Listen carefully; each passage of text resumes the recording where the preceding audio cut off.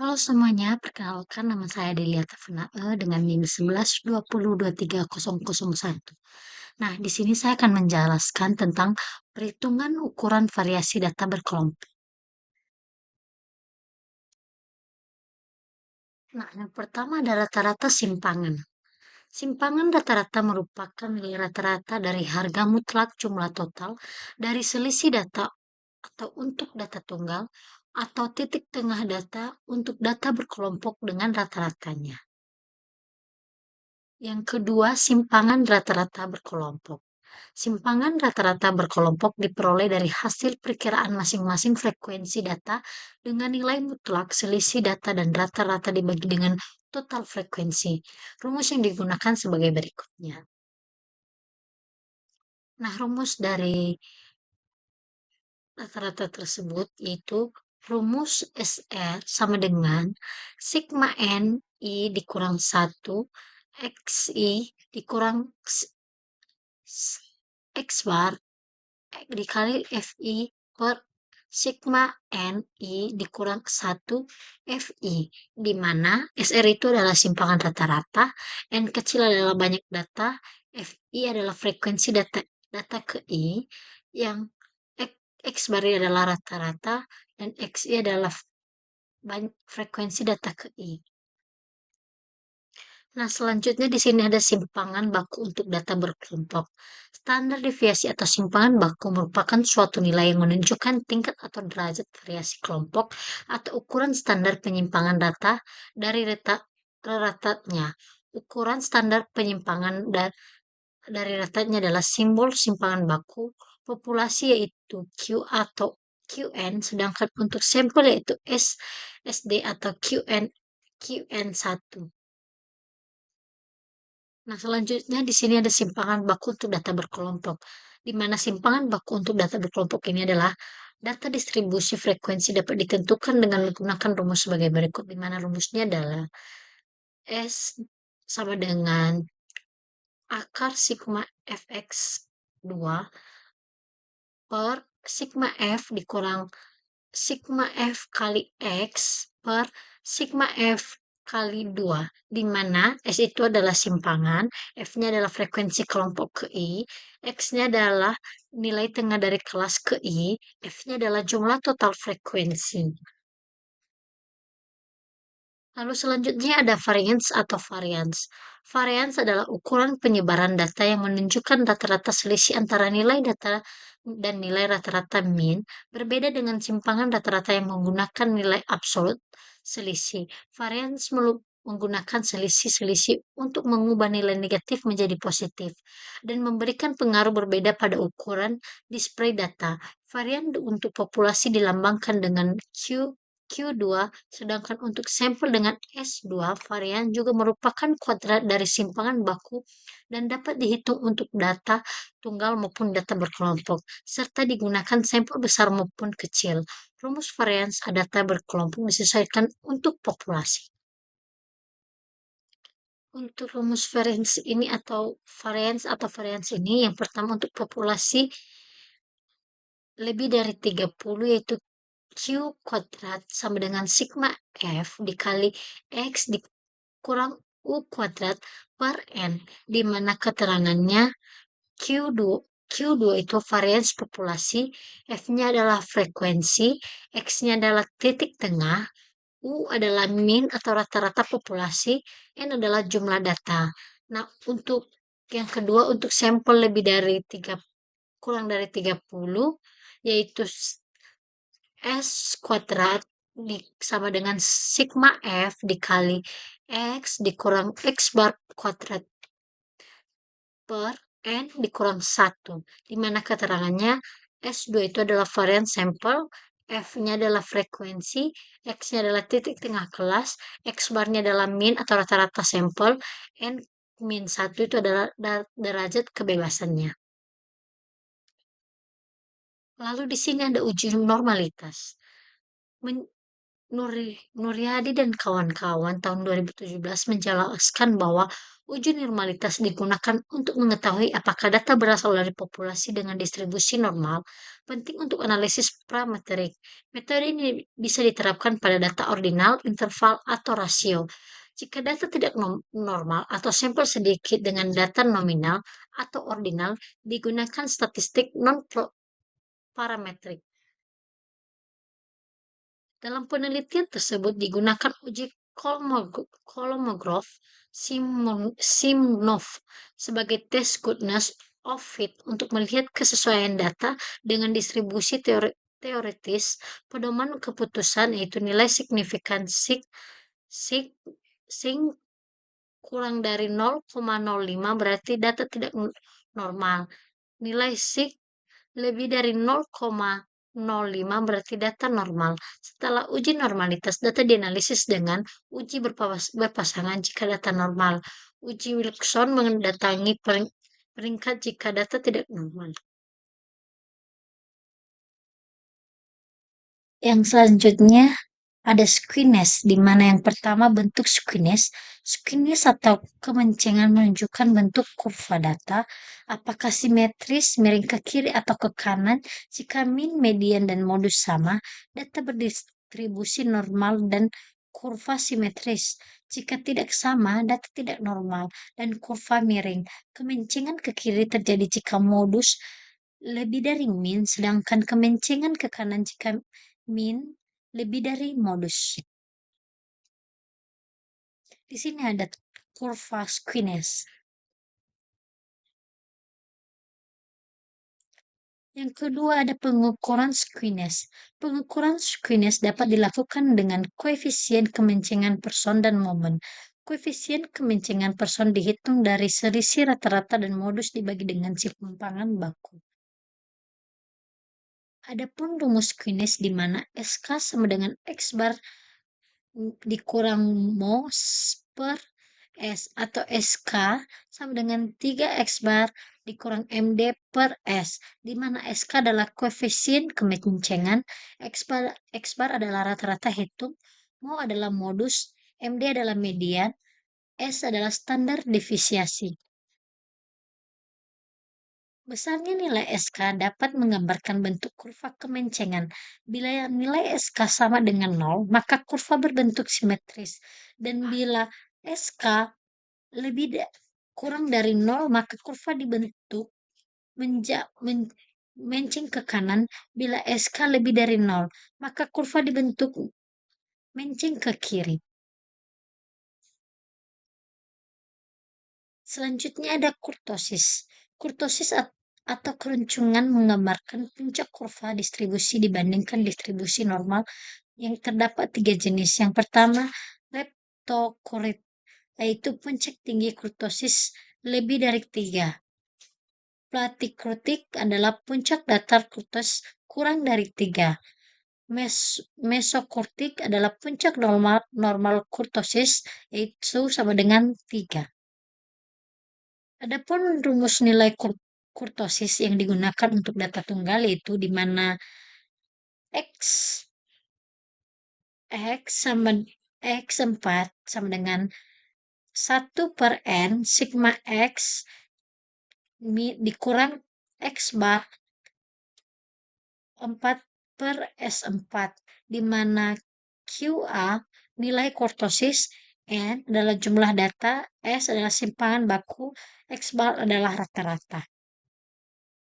Sedangkan rumus yang digunakan untuk data dikelompokkan yaitu digunakan rumus sebagai berikut, di mana X4 sama dengan 1 per N sigma F X min X bar per 4 per S4, di mana X4 adalah nilai kurtosis, N adalah jumlah data, S adalah simpangan baku, F adalah frekuensi, X bar adalah rata-rata, X adalah nilai tengah kelas. Untuk menghitung tingkat keruncingan suatu kurva atau koefisien, kurtosis dapat digunakan sebagai rumus sebagai berikut, di mana KK sama dengan Q3 dikurang Q1 per 2 P90 dikurang P10, di mana KK adalah kurva koefisien, Q adalah kuartil, P adalah persentil. Jika nilai kakak lebih dari 3, kurva leptokuritik atau runcing sekali. Jika nilai kakak kurang dari 3, kurva platukurit atau cenderung mendatar. Nah, di sini saya akan memberikan soal kasus yang pertama, di mana sebuah penelitian menghitung asupan energi kilokalori harian dari 40 remaja putri. Data berkelompoknya sebagai berikut. Kelas asupan energi kilokalori frekuensi F 1400 sampai 1599,5, 1600 sampai 1799,10, 1800 sampai 1999. Nah, di sini diminta berapakah ragam varians data dari data tersebut dibulatkan dua angka di belakang koefisien. A 50, 50.000, B 46,87.000, C 86,250.000, D 60.000, E 53,25.000, di mana jawabannya adalah B 46,875. Pembahasannya, langkah-langkah yang dapat diambil yang pertama, kita tentukan nilai tengah X tiap kelas, di mana 1500, 1700, 1900, 2100, 2300. Nah, langkah yang kedua kita hitung rata-rata tertimbang, di mana sigma fx dikurang sigma f sama dengan 1862,5. Nah, selanjutnya kita hitung x dikurang x bar kuadrat tiap kelas. Kalikan dengan frekuensi f, di mana varians yang langkah keempat, di mana varians sama dengan sigma f x dikurang x X bar kuadrat dibagi sigma F yaitu hasilnya 46,875. Nah, itulah hasilnya mengapa jawabannya adalah B. Nah, soal yang kedua, di mana seorang mahasiswa gizi sedang melakukan penelitian di rumah sakit mengenai berat badan pasien dengan diet rendah garam. Ia mencatat data berat badan pasien dalam suatu kilogram. Berdasarkan data tersebut, berapakah nilai varians berat badan pasien? A. 54,0, 42,25, 48,36, 56,50, 40,50. Jawabannya adalah C. 48,36. Dikarenakan tadi jawabannya adalah C. Yang pertama, titik tengahnya adalah 47, 52, 57, 62, 67. Nah, rata-ratanya yaitu 57,3. Lalu kita hitung sigma F X kurang X bar kuadrat yaitu 2901,5. Variansnya adalah 2900,5 dibagi 30 yaitu 48,3. Itulah hasilnya. Dalam kegiatan pemeriksaan gizi posyandu, petugas mencatat kadar hemoglobin Hb remaja putri di sebuah desa. Nilai kadar Hb dikelompokkan sebagai berikut, di mana kadar Hb gram per desiliter frekuensi, di mana 9 sampai 95, 10 sampai 11, 12, dan selanjutnya. Dari data tersebut, kita tentukan rentang atau rank kadar hemoglobin remaja putri di desa tersebut. Opsi A 7, opsi B 8, opsi C 9, D 6, E 5. Jawabannya adalah A 7, dikarenakan rentang sama dengan nilai maksimum dikurang nilai minimum. Nah, nilai maksimumnya adalah 17. Nah, nilai minimumnya adalah 10. Nah, 10 dikurang 17 dikurang 10 adalah 7. Maka jawabannya adalah A. Baik teman-teman semua, terima kasih telah menonton video saya. Semoga video saya bermanfaat bagi kita semua. Bye.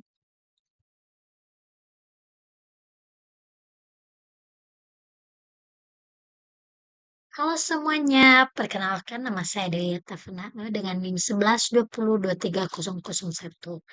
Nah, di sini selanjutnya saya akan membahas tentang perhitungan ukuran varians. Rentang atau jangkauan atau range, rentang R digunakan sebagai ukuran awal untuk melihat seberapa jauh data tersebar dalam sebuah kumpulan data. Statistika dasar sebagai ukuran untuk melihat seberapa besar perbedaan antara dua nilai dalam sebuah himpunan data. Rentan bisa memberikan informasi terbesar. Rentan merupakan selisih antara data tertinggi dengan data terendah. Dalam suatu kumpulan data, rentan memberikan gambaran kasar tentang seberapa jauh nilai data tunggal dari nilai pusat. Semakin besar jangkauan artinya semakin menyebar. Rata-rata simpangan. Rata-rata simpangan atau bisa disebut defisiasi rata-rata. Simpangan rata-rata didefinisikan sebagai harga mutlak atau absolut. Setiap nilai negatif dianggap positif atau dalam artian ukuran yang menyatakan betapa atau seberapa besar yang penyebaran tiap nilai data terhadap nilai minnya. Rata-ratanya, simpangan rata-rata terbagi dua golongan, yaitu simpangan rata-rata data tunggal dan simpangan rata-rata data kelompok. Nah, adapun rumus rata-rata simpangan data tunggal di mana SR sigma DI dikurang DBA per N, di mana keterangannya SR adalah simpangan rata-rata, DI adalah nilai data ke I, D bar adalah rata-rata data, N adalah banyaknya data. Simpangan baku adalah standar nilai yang menunjukkan tingkat variasi kelompok data. Data atau ukuran standar penyimpangan dari nilai rata-ratanya. Simpangan baku atau S dari sekumpulan bilangan adalah akar dari jumlah defisiasi kuadrat. Dari bilangan-bilangan tersebut dibagi dengan banyaknya bilangan atau akar dari rata-rata defisiasi kuadrat. Adapun simpangan baku data tunggal yaitu rumus S sama dengan akar sigma D1 dikurang D bar kuadrat 2 per N atau S sama dengan akar sigma D kuadrat per N dikurang sigma D per N kuadrat 2, di mana di mana S adalah simpangan baku, D rata-rata pengukuran, D bar rata-rata nilai, N adalah jumlah datanya. Lalu selanjutnya ada varians. Varians adalah salah satu ukuran dispersis atau ukuran variasi. Varians dapat menggambarkan bagaimana berpencarnya suatu data kuantitatif. Varians dari varians diberi simbol Q2, bacanya sigma kuadrat untuk populasi dan untuk S2 sampel selanjutnya kita akan menggunakan simbol S2 untuk variance. Karena umumnya kita hampir selalu berkutat dengan sampel dan jarak sekali berkecimpung dengan populasi. Rumus variance atau ragam data tunggal untuk populasi. Dasar perhitungan variance dan standar defisiasi adalah keinginan untuk mengetahui keragaman suatu kelompok data. Salah satu cara untuk mengetahui keragaman dari suatu kelompok data adalah dengan menguranginya setiap nilai data dengan rata-rata kelompok data tersebut. Selanjutnya semua hasil dijumlahkan. Namun cara seperti itu tidak bisa digunakan karena hasilnya akan selalu menjadi nol.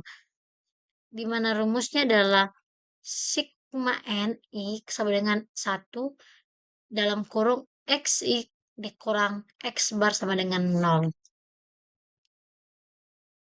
Adapun rumus varians di mana S kuadrat sama dengan N sigma NI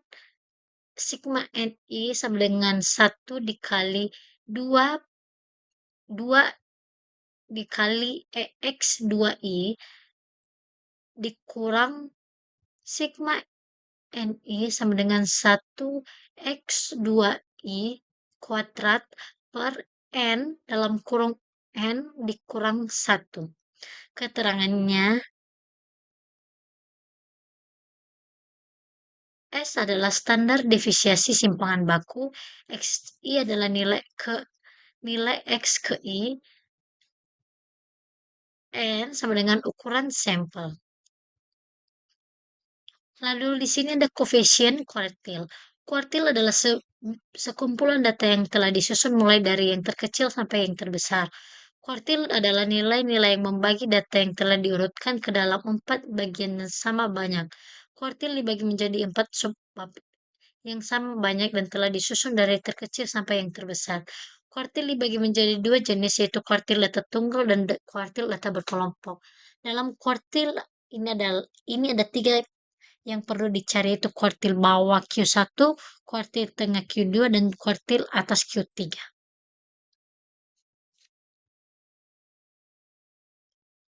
Lalu yang pertama di sini ada kuartil data tunggal, di mana rumusnya KF sama dengan S per D dikali 100%, di mana KF adalah koefisien variance, S adalah simpangan standar, D adalah rata-ratanya. Simpangan kuartil dihitung dengan cara menghapus nilai-nilai yang terletak di bawah kuartil pertama dan nilai di atas kuartil ketiga, sehingga nilai ekstrim, baik yang berada di bawah ataupun di atas distribusi data. Dihilangkan, simpangan kuartil didapatkan dengan cara menghitung nilai rata-rata dari kedua kuartil tersebut, di mana Q1 dan Q3 simpangan kuartil lebih stabil dibandingkan dengan rank karena tidak dipengaruhi oleh nilai ekstrem. Persis yang didasarkan atas nilai kuartil, yaitu kuartil pertama Q1 dan kuartil ketiga yaitu Q3, ukuran juga disebut sama integral kuartil rank, yang berarti setengah jarak antara kuartil pertama hingga kuartil ketiga. Rumus yang digunakan adalah, nah, selanjutnya di sini ada rumus kuartil data tunggal. Terus rumusnya yaitu Qn sama dengan N Q ditambah 1 per 4, di mana Qn adalah nilai kuartil, LQ adalah letak kuartil, Q adalah data.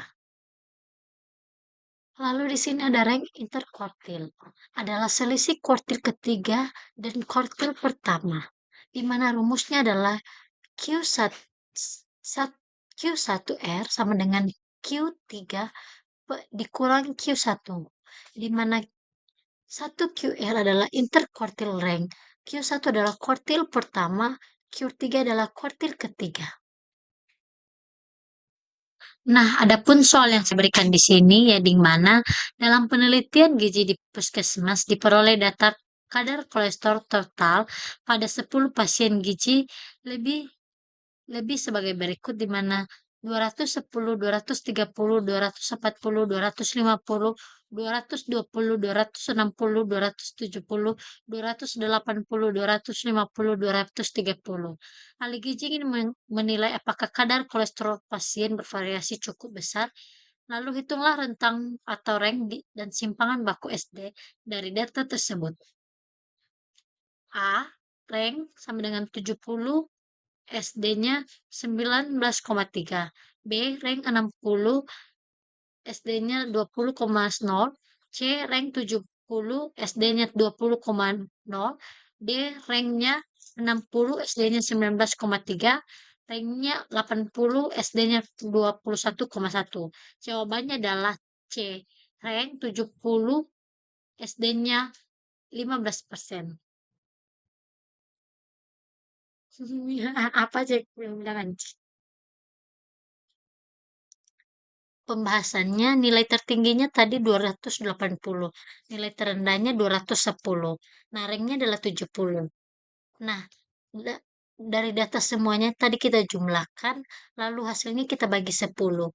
Nah, setelah kita bagi hasilnya 244. Lalu kita hitunglah pakai rumus sigma xi dikurang min kuadrat sama dengan 4.840.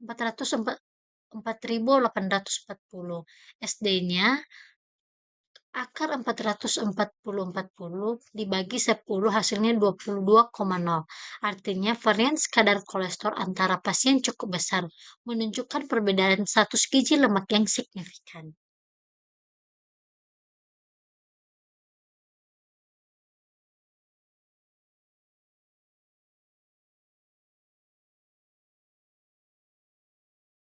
Data data tinggi badan siswa 160, 165, 170, 175, 180.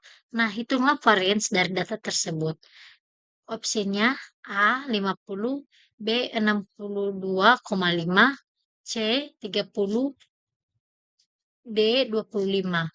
Hasil jawabannya adalah B 62,5. Nah, yang pertama kita hitung rata-ratanya.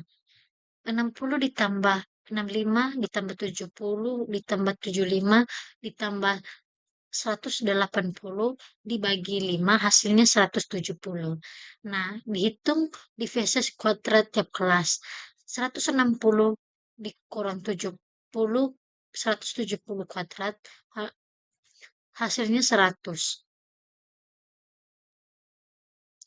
Lalu selanjutnya kita jumlahkan dan bagi dengan jumlah data. Varian 100 ditambah 25 ditambah 0 ditambah 25 ditambah 100 dibagi 5 hasilnya 50. Jika data sampel digunakan pembagian 1 sama dengan 4N dikurang 1 sama dengan 4, maka varians adalah 250 dibagi 4 hasilnya 62,5. Maka jawabannya adalah 6 C 62,5. Baik, sekian dari hasil video saya. Semoga video ini dapat bermanfaat buat kita semua. Bye.